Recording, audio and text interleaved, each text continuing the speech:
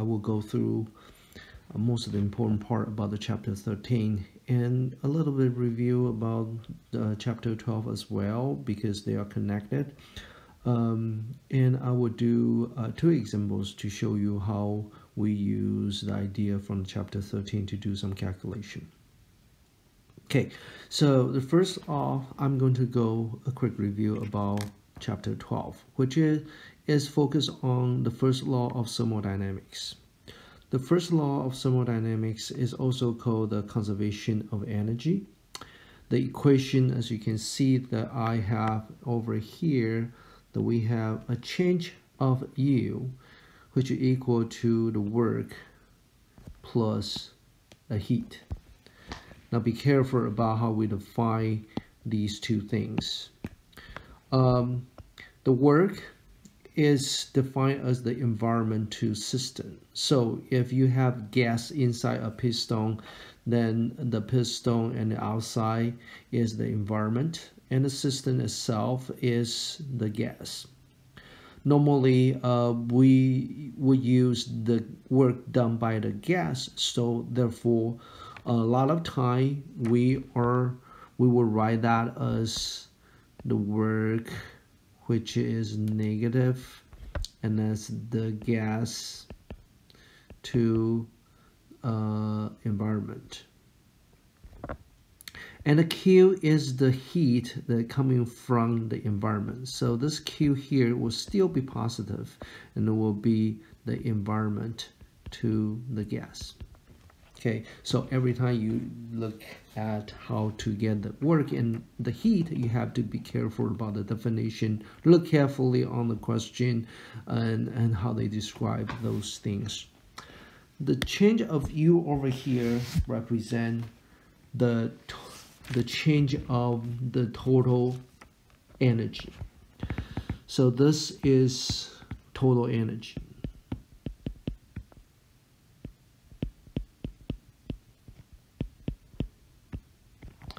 The total energy change, sometimes we will just call this is the thermal energy.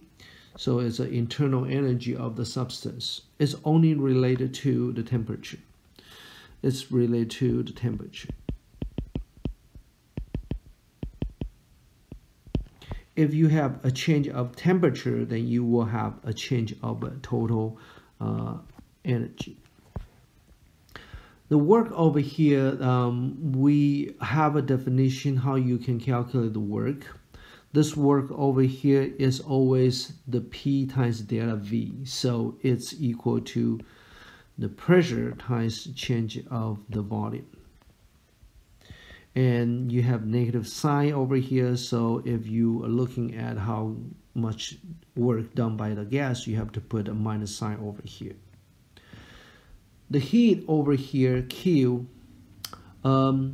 we can calculate that. If you have some substance, it will change the temperature, and then you can use the M, which is the mass, times the C, that is the specific heat, and times the change of the temperature. So that is something that we did before.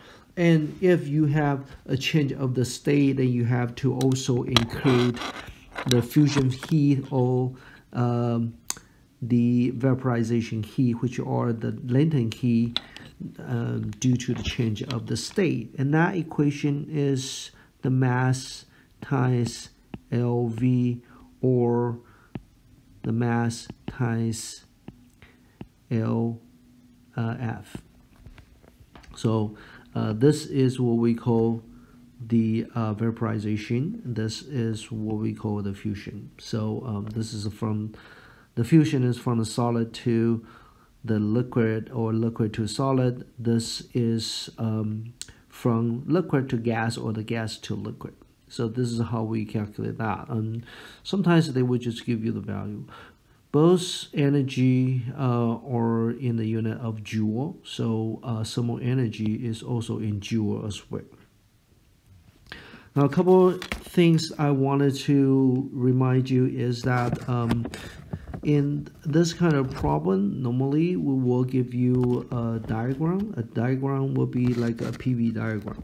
So here I draw a PV diagram, and I'm going to explain a couple things, and also remind you a few things that you wanted to be careful when you do the calculation. Over here that we define for a fluid, they are like a state related. So in the PV diagram, we have 1, 2, 3, 4. So states represent the point on the PV diagram, and which means for each one of that point will represent a substance at different state. And the state is defined by the state variables. And what are the state variables? We have pressure, we have volume, we have temperature. So these are the state variable. We can also call the U, which is the thermal energy, is a state variable as well, because it depends on the temperature. So all these are the state variables. Now, if you change from one state to another, that is what we call the process. The process can also call a path. So the path is simply just that you want to change state from one to another. And over here, if you look at the diagram, that we have A and B, C and D and E. These are all the different paths if you want to move from one state to another. Another things that if you look at the book, they will tell you, sometimes they will say a cycle. So the cycle is simply just that you go through a route and you go from one state and back to the original state. So the cycle is like a closed loop in this path. So what are the processes that we could have? Now we give you a definition before. So we have isobaric, and which is the P is a constant. We also have isochoric, which is the case that you have volume is a constant. We also have isothermal, which is when the case that you have a temperature is a constant. There is another possibility process that we have a specific name, which is adiabatic.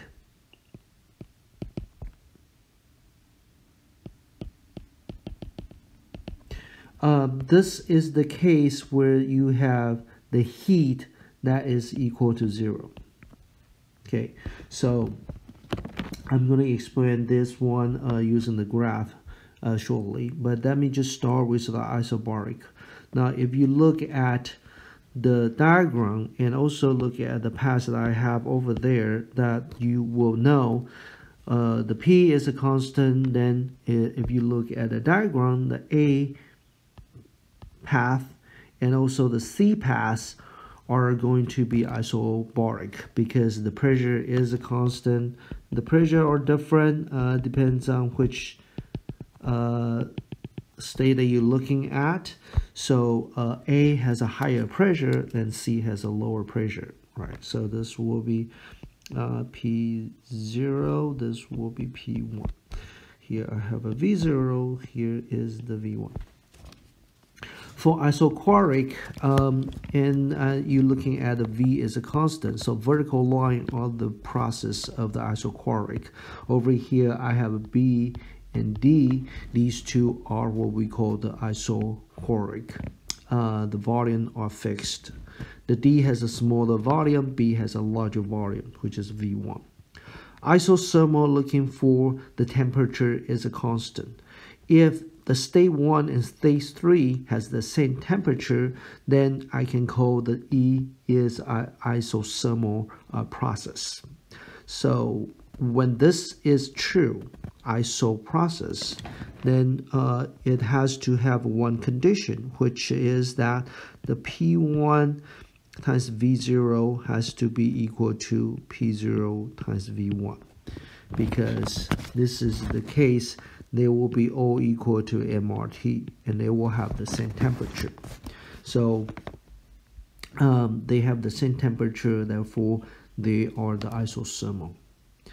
Now, adiabatic is the case that you have the Q equal to 0, which means your change of the state is just equal to the change of equal to the work. So if you have this case is going to give you the change of the thermal energy is equal to my negative work on gas on the system and not on the environment, which will be equal to minus P times change of V. So that tells you if you isolate a container and you don't allow any of the heat going in or go out, then any of the change of the thermal energy will be simply just due to the work from the gas to the environment. The possible path that I draw over here is the path coming from the state 1 to another state, which is just right in the middle between the 4 and 3. So let me just write this one as the path of F, which is the civil one that you can see over here. So this is what we call the adiabatic. So adiabatic simply tells you the heat doesn't allow to come in and goes out from the system, so the Q is equal to 0.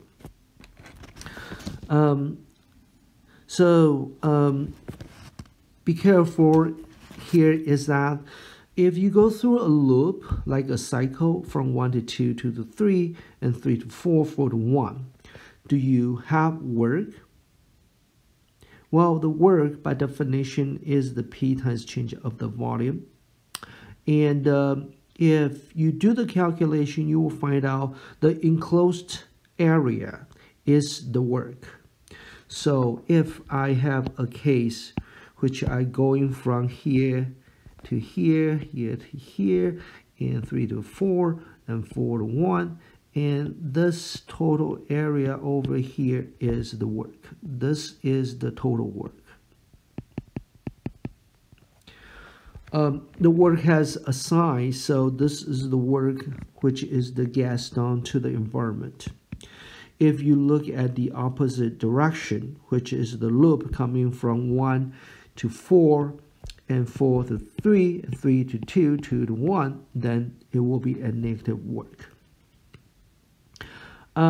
For each one of the path, if you go from 1 to 3, let's say for example, you go from 1 to 3, you can take two different paths. You can take a path from 1 to 2, and 2 to 3, and until from 3 to 1. That's one possibility that you can do. You can also go from 1, 2, 3, 4, 1. So two different kind of paths. And if you look at the change of the U, because you always go back to 1, there's no change of total energy. But you just do some work. And we explained it to you in the class already. It has some work, but you also have some change of heat. The W and Q, there are going to be a constant, which is the difference of these two. So even though the W and Q keep on changing from pass to pass, however, the difference of these two are going to be a constant if you look at how much change to different state. So this is the most important part about the first law of thermodynamics, and you need to know how to calculate each one of the state variable by using the ideal gas law. Now, I'm going to start the chapter 13. There are a few topics that you need to know about the chapter 13. The first idea about the chapter 13 is about the process.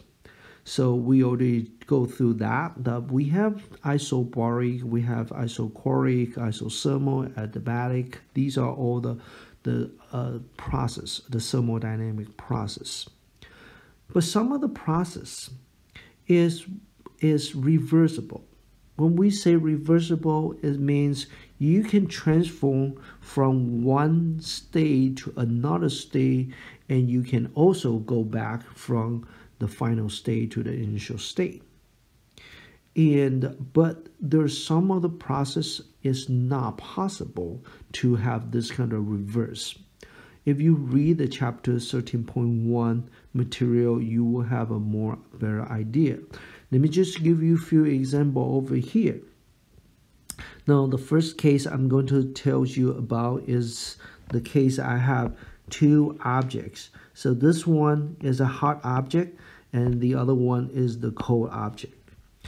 Now, if I allow these two to be in contact, and we know the heat is going to start to flow, and it's always going to flow from the hot to cold. So this heat is always going to from the hot object to the cold object, and finally they're going to reach to what we call the thermal equilibrium. If you have these two objects put it together and had direct contact, is it possible that the heat will actually go from the cool to hot? No, this is not possible. So for two different objects with two different temperatures, it's always from high to low. And this is the process, it's a natural process. You would never ever be able to get a reversed process. So this is what we call the irreversible process. It's always from high to low. Another example over here that I can show you is that I have some kind of a rubber ball and I place it at a certain height. If I drop this rubber ball, it will just come down to the ground, and it will hit to the ground, and what happened to this ball is just going to bounce, and it's going to bounce to a different height, and the height will be normally smaller than what it was, and eventually it is going to stay on the ground. So what happened to this process? Well, when the ball coming from a certain height, it has some kind of potential energy. When you drop down to almost hit to the ground, it will transform to what we call the kinetic energy. And when it hits to the ground, it's going to have some impact to the ground, and it's possible that you're going to have deformation on the rubber ball. The deformation will create some kind of heat on the ball, and possibly the ball will increase the temperature. So let's say the ball initially at 20 degrees Celsius, and when it hits to the ground, it will increase the temperature to 21 degrees Celsius, and it will bounce up and to a certain height, but it's not going to bounce to original height. The potential energy is smaller, and at this point, kinetic energy is equal to 0 because it's not moving at the top. But once it reaches to a certain height, it will start to going down again, and eventually it goes to the rest. Now, when it goes to the rest, probably the temperature increased to 22 degrees Celsius. Now, we can see this energy is actually transformed to not only between the potential and kinetic, it also transformed to some other kind of energy. And most likely this energy, because it has a change of temperature, it will increase its thermal energy. So the thermal energy is going to be the final state of this process. the kinetic energy and potential energy is what we call the mechanical energy. Kinetic energy, potential energy,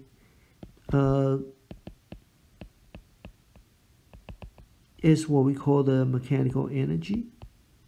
In the book, it said this is what we call the organized energy.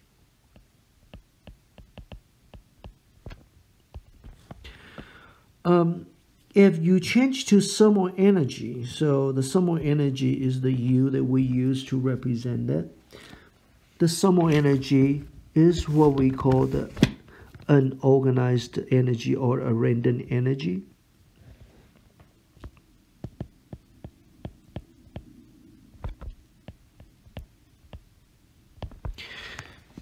It's a random energy because we know when we define the thermal energy, we define this as a kinetic energy of a particle that is in average, is moving around in an object, and we don't know exactly each one of the atoms is moving as what direction. We kind of take the average, so it's a random energy. And this energy normally is irreversible.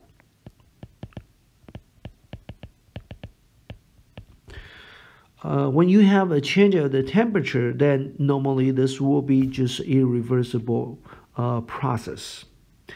In this example I show you, one way you can think of why this is irreversible. Let's say the 20 degrees Celsius a rubber ball.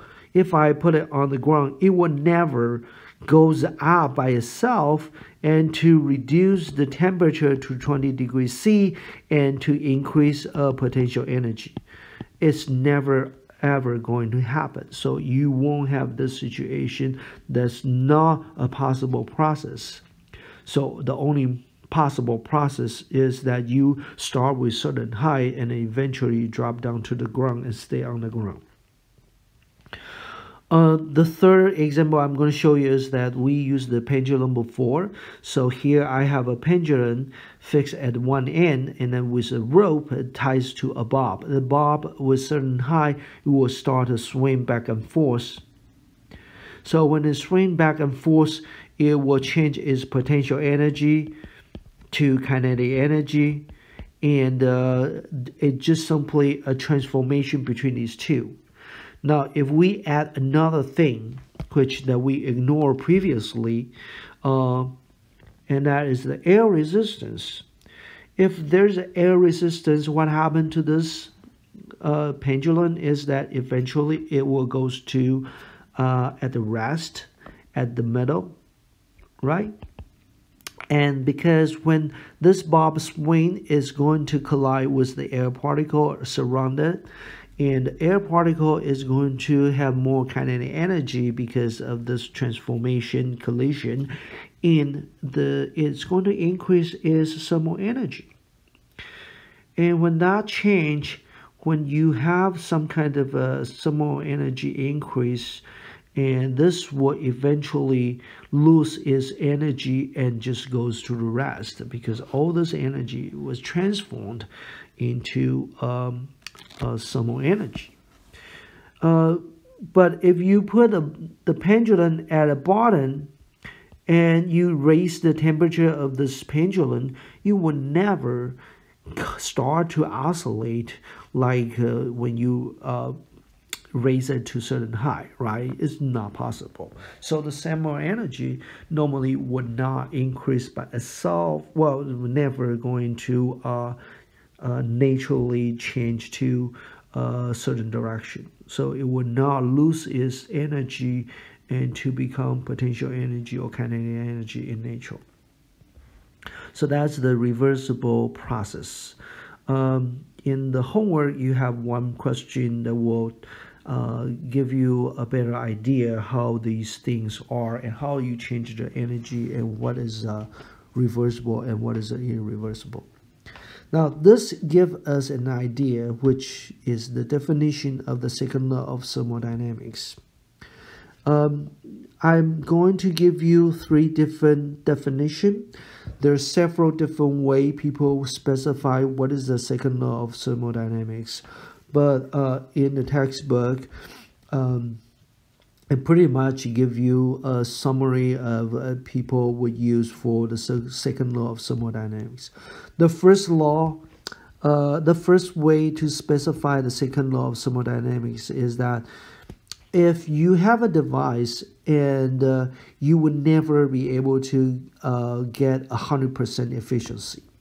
So what is the efficiency? Well, the efficiency simply said, if you do like 10 joule of work and you are receiving like 10 joule of energy, you can do 10 joule of work. That means you have 100% efficiency. So the efficiency simply just give you an idea what is the input and what is the output. If you give a 100% if you get the input and you got the total output, then you have 100% efficiency. Normally, so for example, you put a gas in your car and you drive your car by burning the gas. And if you have the ability to measure how much gas is burning and you can calculate how much energy provided from the gas, for example, like 10,000 joule of the gas that you burn, and you run the car is never going to use 10,000 joule of the energy to become a kinetic energy for car to move. Normally, it will be less than half.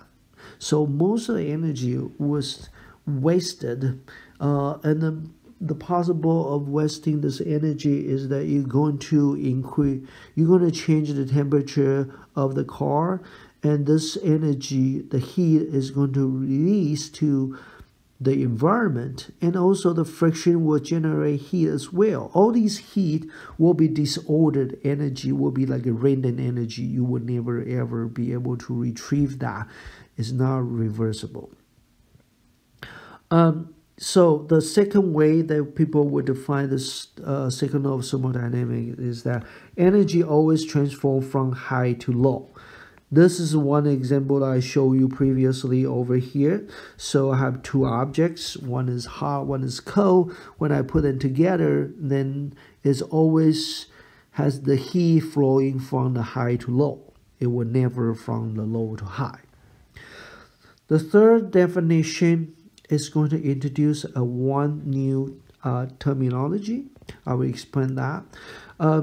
The third definition for the second law of thermodynamics is that a system tends to be disordered in nature. The quantity of the disorder is defined by what we call the entropy. You probably learned this in chemistry. The entropy, we use S to represent the entropy. The entropy of a system represents how much disorder a system is.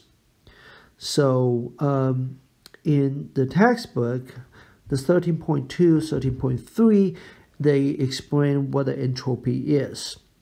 I'm going to just summarize these by the following. I'm going to use two different ways to calculate the change of the entropy to explain what that is.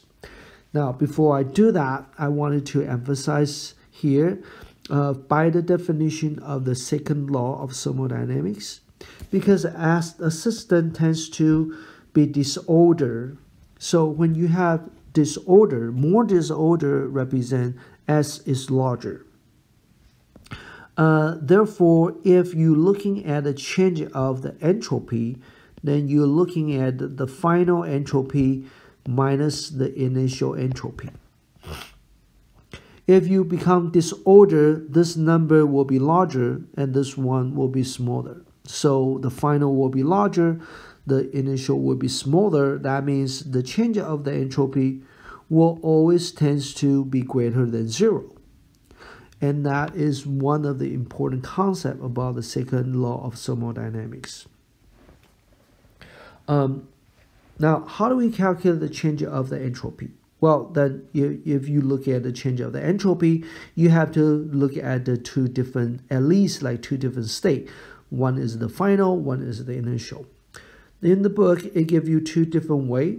I will skip the first one, which is like a microscopically looking at the state of atom in different situation, and look at statistically how to calculate the entropy. Well, basically, it's just looking at how possible for an atom to be arranged in that kind of state. If you confine the atom at one position, then you are only have one possible state. If you allow this atom to move such that you can have a atom at here and two atoms on the right, you can also have two atoms on the left, one atom on the right, or you can have another possibility to have all on the left, or you have all on the right. Then you have more possibility for the atom to move around or to exist. Then you will have more entropy, and you can use this equation to calculate that. We're not going to ask you to do this, and normally it's almost impossible to understand how the atom is arranged. The second way is the one that you might expect this in the exam, which is that how do you calculate entropy by looking at the temperature and also looking at the heat. Without going through the detail of this, the change of the entropy, this is the equation we will use for calculating the change of the entropy, and I will give you an example shortly. Be careful and listen carefully how we define this ratio. Now, on the top represent the Q. Now, Q is the heat. And heat, because it depends on the direction, so the heat that we're talking about in here is the heat from the environment to the system. So, for example, that you use a benzene burner, you provide a heat to a chamber, and that is the heat that will goes into the chamber, and the heat is providing from the burner. If you burn a gas, then a gas with certain kind of a heater, and then heater is the one that is going to be the environment. The gas is the system that will increase its temperature, will increase its energy, so the heat is from the outside to the gas. The bottom over here represent the temperature. The T over here is the temperature, is the average temperature of the gas. So let's say you have a closed chamber over here. Now there is some particle inside, and initially it has a temperature Ti. You use a candle, and the candle is going to increase the temperature of the container. So heat, the Q is the Q coming from the candle to the gas. And eventually when it heats to certain time period, this will increase its temperature to a final temperature. So the gas inside will raise its temperature. Now, when we calculate this change of the entropy, you're going to use the Q, which is coming from here. This is the Q that you used to calculate the change of the S. The temperature over here is an average. So what you have to do is you take the average of these two, then you take the TF plus TI. And also important at here is that if you look at the unit of this change of the S entropy, it's joule divided by Kelvin. So this will be in Kelvin. So you have to convert this unit to Kelvin, and that is the unit that we use for the entropy. So let me go to one of the example here and show you how we can use this to do a calculation. So here is the one example in your textbook. This example is the 13.16. I want you to estimate the total change of the entropy of 2 containers of water. So one container has 0.1 kilogram of water at 70 degrees and is warmed to 90 degrees C. And the other one will be a cooler container. And initially from 30 degrees, it will drop to 10. So this is the drawing. I'm going to show you what that means. So I have 2 containers. One is hotter. This was initially at 70 degrees Celsius. And eventually it will become a 90 degrees Celsius. You have 0.1 kilogram. I have another container, and this container will in touch with the other one.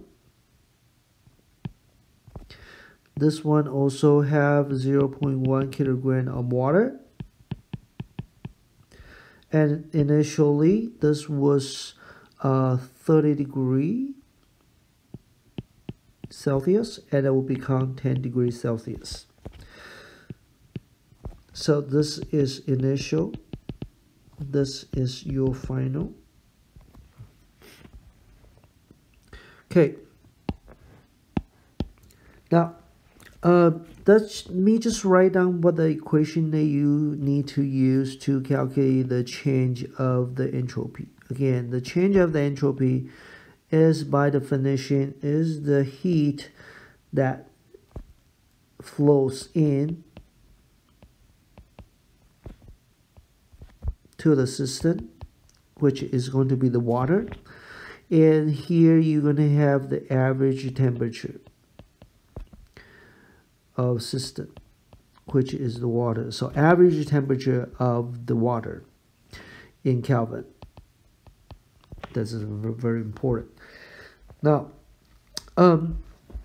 so here you have 2 containers. So for each one of the container will have a different kind of change of entropy. Let's look at the first one. But before we do that, let's just write down the temperature in Kelvin, because we're going to use the Kelvin to calculate that. So for let me just write down the T. Let's say this is a 1, this is a 2, the container 1 and container 2. T1 and the initial is 70 degrees Celsius plus 273 degree, which will give you the Kelvin. That will be 343 Kelvin. T2 initial is equal to 30 degrees Celsius plus 273. That will give you 303 Kelvin. For the final temperature, the T1 final temperature is 90 degrees plus 273. That will give you, let's say, 363 Kelvin. For 2, you will have, same idea, that will be 10 degrees Celsius, 273, give you 283 Kelvin. So these are the temperature initially and finally. Now, let's just look at the first container.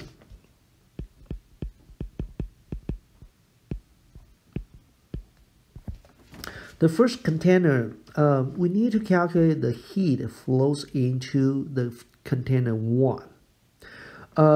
So to do that, to calculate the heat is equal to the mass times the specific heat and times the change of temperature. Where the C for water is equal to 4,180 joule per kg and degree C. So you're given with the mass, which is 0.1 kilogram, and you have 4,180 joule kg and C. And the change of temperature is the final minus initial. So my final is going to be 363, and my initial is equal to 343. You can also use Celsius, so it's going to be a 20-degree difference. Now this value is a positive value because you increase the temperature. The final is higher than the initial.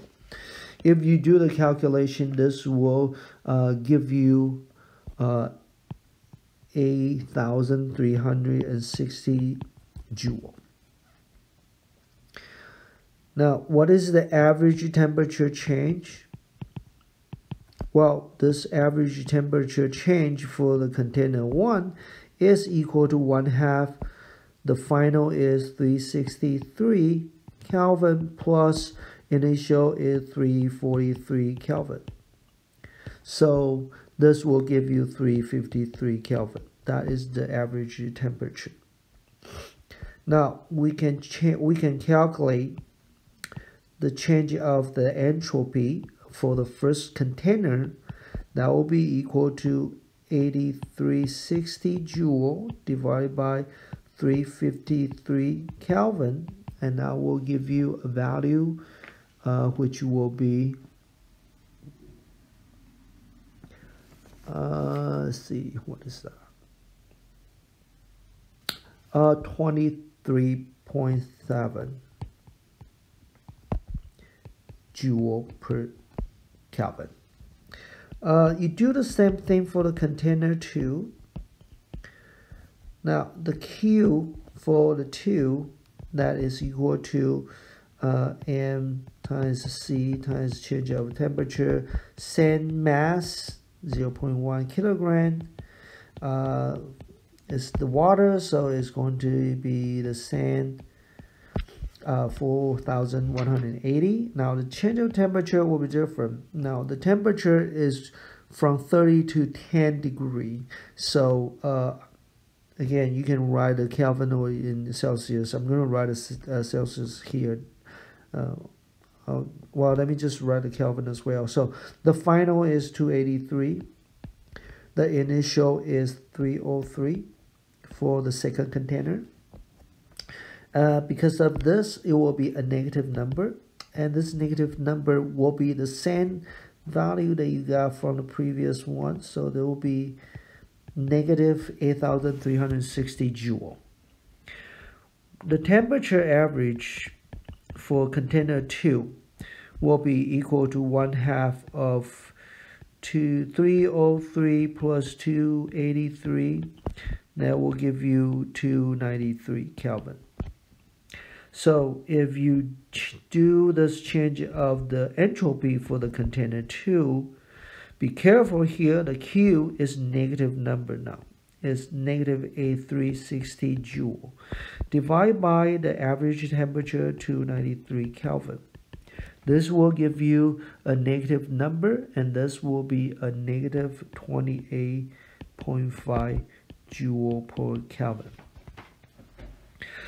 The total change of the entropy is going to be the change of entropy of first one plus the second one. So it's going to be this. And you sum these two, that would be 23.7 minus 28.5 joule per Kelvin. This will give you a negative 4.8 joule per Kelvin. Now, remember when we give you the definition of this change of entropy based on the second law of thermodynamics, this has to be greater than 0 because things tend to be disordered. Now, if you look at the result that we have, this is a negative 4.8. This is less than 0. So if you look at the question, we also ask you, is this energy transfer process allowed by the first law of thermodynamics? So what is the first law? The first law simply tells you the energy is conserved. Is the energy conserved? Well, yes.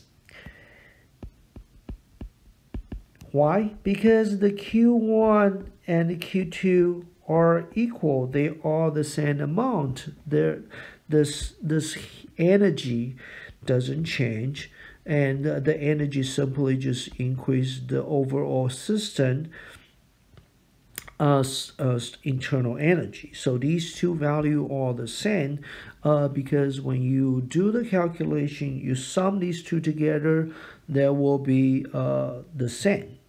Okay, so it meets to the first law of thermodynamics.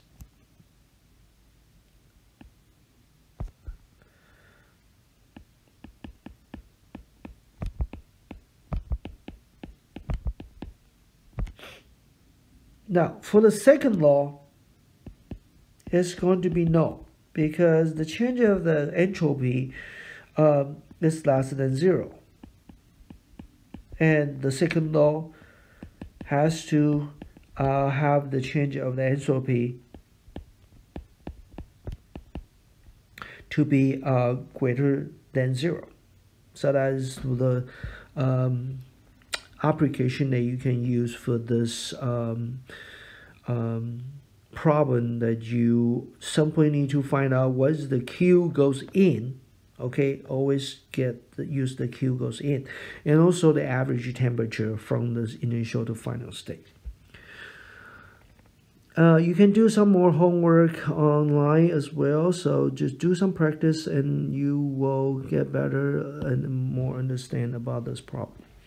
Now, the last topic I wanted to emphasize in this chapter is the efficiency. Because the second law is also related to the efficiency, and we told you the efficiency